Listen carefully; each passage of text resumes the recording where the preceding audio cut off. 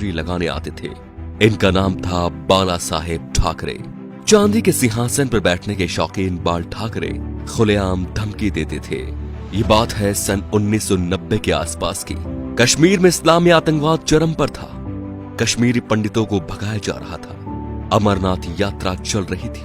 आतंकवादियों ने यात्रा बंद करने की धमकी दे दी और कहा जो भी अमरनाथ यात्रा आएगा वो वापस नहीं जाएगा। तब बाल ठाकरे ने एक बयान दिया कि हज के लिए जाने वाली 99% फ्लाइट्स मुंबई एयरपोर्ट से जाती हैं। देखते हैं यहां से कोई यात्रा मक्का मदीना कैसी जाती है। अगले दिन ही अमरनाथ यात्रा शुरू हो गई। सन 1992 में बाबरी मस्जिद ढहा दी गई तो बाल ठाकरे आपकी अदालत शो में आए हुए थे।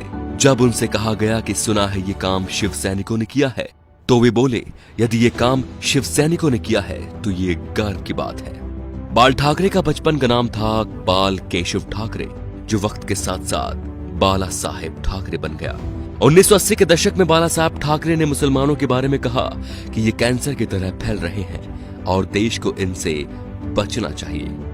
1950 के आसपास टाइम्स ऑफ इंडिया के संडे एडिशन में इन्हीं के कार्टून छपते थे।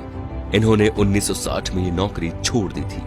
बाल ठाकरे को हिंदू हृदय सम्राट कहा जाता था। उनका मोदी की तरह बिना देखे भाषण देना लोगों के मन को भा गया।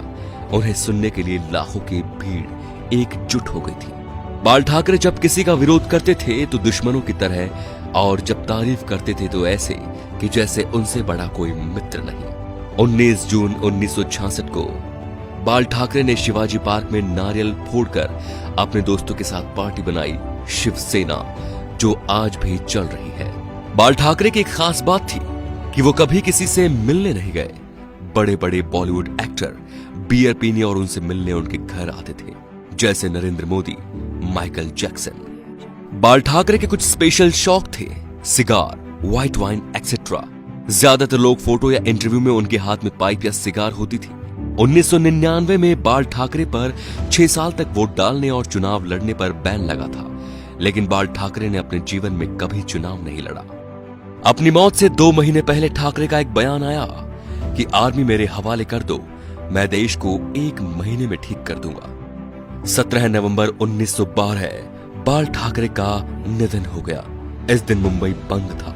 अंतिम यात्रा में 5 लाख लोग शामिल हुए। थोड़ी थोड़ी देर बाद एक आवाज उठती है, बाला साहेब। लाखों लोग चिल्लाते रहे, अमर रहे। बाल ठाकरे ना तो मुख्यमंत्री थे और न सांसद, फिर भी उन्हें मरने के बाद 21 तोपों की सलामी दी गई, जो राष्ट्रपति प्रधानमंत्री को मिलती है। ये रुतबा था बाला साहेब ठाकरे का।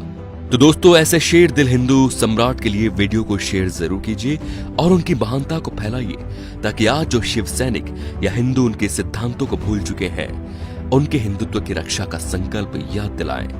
जय श्री राम दोस्तों।